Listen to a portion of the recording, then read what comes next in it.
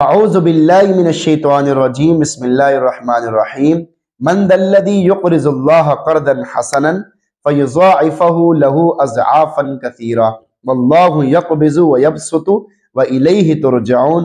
سورۃ البقرہ آیت نمبر 245۔ اللہ کے راستے میں خرچ کرنے کی ترغیب۔ من ذا الذی یقرض اللہ قرضا حسنا، یعنی کون ہے وہ آدمی جو حلال مال دے، خوشی خوشی دے، اخلاص کے ساتھ دے، اگر غریب کو دے تو اسے حقیر نہ سمجھے۔ واضح ہے کہ اللہ رب العزت کو قرض دینے سے مراد جہاد میں خرچ کرنا ہے یا محتاجوں ضرورت مندوں کو دینا ہے۔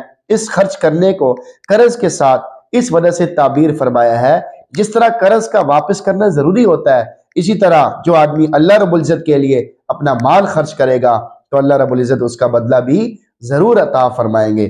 فَيُضَاعِفَهُ لَهُ أَضْعَافًا كَثِيرًا، تاکہ اللہ اس کو کئی گنا بڑھا چڑھا کر دے، یعنی اتنا بڑھا کر دے کہ جس کی مقدار سوائے اللہ رب العزت کے کسی کے بھی علم میں نہ ہو۔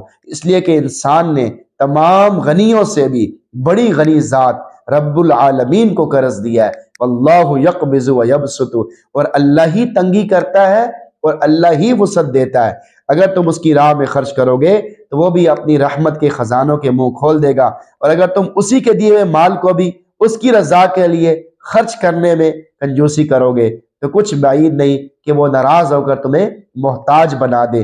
اس لیے کہ اگر وہ غنی کرنا جانتا ہے تو تمہارے بخل اور کنجوسی کی وجہ سے تمہیں غریب کرنا بھی جانتا ہے۔ وَإِلَيْهِ تُرْجَعُونَ، تم سب اسی کی طرف لوٹائے جاؤ گے، جہاں پر سخیوں کو اپنی اپنی سخاوت کی جزا، بخیلوں کو اپنے بخل کی سزا بھگتنی پڑے گی۔ نبی اکرم صلی اللہ علیہ وسلم فرماتے ہیں السخی قریب من اللہ، قریب من الجنہ، قریب من الناس، بعید من النار، والبخیل بعید من اللہ، بعید من الجنہ، بعید من الناس، قریب من النار، والجاہل السخی احب الی اللہ من عابد بخیل۔ سخی آدمی اللہ کے بھی قریب ہے، جنت کے بھی قریب ہے، لوگوں کے بھی قریب ہوتا ہے، جہنم سے دور ہوتا ہے، جبکہ بخیل آدمی اللہ سے بھی دور ہوتا ہے، جنت سے بھی دور ہوتا ہے، لوگوں سے بھی دور ہوتا ہے، البتہ جہنم کے قریب ہوتا ہے۔ اور جاہل سخی، عابد کنجوس کی بنسبت اللہ کو زیادہ پیارا لگتا ہے۔ آیت کا میسج آپ کے نام۔ نمبر 1، کیا آپ اللہ رب العزت کے فضل کا اندازہ کر سکتے ہیں؟ اللہ رب العزت کی رضا کے لیے اللہ کے بندوں پر خرچ کرنا، حقیقت میں اللہ رب العزت کو قرض دینا ہے، یہ اسی ذات کا احسان عظیم ہے کہ اس نے اپنے فضل سے مال دیا، پھر جب خرچ کرنے کی باری آئی تو کہا قرض دے دو۔ کیا آپ اندازہ کر سکتے ہیں اس کے فضل و کرم اور مہربانیوں کا؟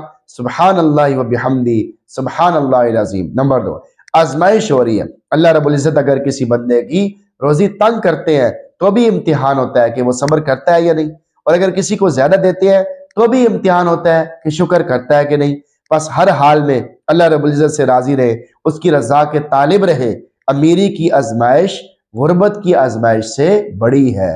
مرضی مولا از ہما اولا، اس آدمی کے لیے رسوائی ہے جو تنگی کے وقت صبر نہیں کرتا اور وسعت و فراخی کے وقت شکر نہیں کرتا۔ اللہ کی مرضی کو ہر وقت آگے رکھنا چاہیے، کیونکہ اللہ کی مرضی ہر چیز سے بہتر ہے، اس پہ عمل کرنا اس میں خیر ہی خیر ہے، اور وہ ہر چیز سے افضل اور بہتر ہے کہ اللہ کی مرضی کو سامنے رکھا جائے۔ نماز کا وقت ہے تو اس وقت میں دکان بند کی جائے، چاہے جتنے مرضی گاہک آئے، چاہے جتنا مرضی ضروری سودا ہو، لیکن سب سے پہلے اللہ کی مرضی کو دیکھیں کہ اس وقت اللہ کی مرضی ہے کہ میں نماز پڑھوں، اللہ کے حکم کو ادا کروں، تو اللہ کے حکم فریضے کو ادا کرنا چاہیے۔ نمبر 3، خرچ کرنے میں آسانی اور اخلاص پیدا کرنے کا انمول طریقہ۔ وَإِلَيْهِ تُرْجَعُونَ میں اللہ رب العزت نے اپنے سامنے پیشی کا ذکر کر کے اشارہ کر دیا ہے کہ اللہ کے سامنے پیشی کا استحضار پیدا کرو گے، خیال پیدا کرو گے تو خرچ کرنے میں بھی آسانی ہوگی اور اخلاص بھی پیدا ہو جائے گا۔ اچھی طرح اس بات کو سمجھنا چاہیے۔ اللہ تعالیٰ سے دعا اللہ تعالیٰ ہمیں اس آیت کے مفہوم کو اچھی طرح سمجھ کر عمل کرنے کی توفیق عطا فرمائے، اور ہم سب کو قرآن پڑھنے، سننے، سمجھنے کا بھی اہتمام نصیب فرمائے۔ آمین۔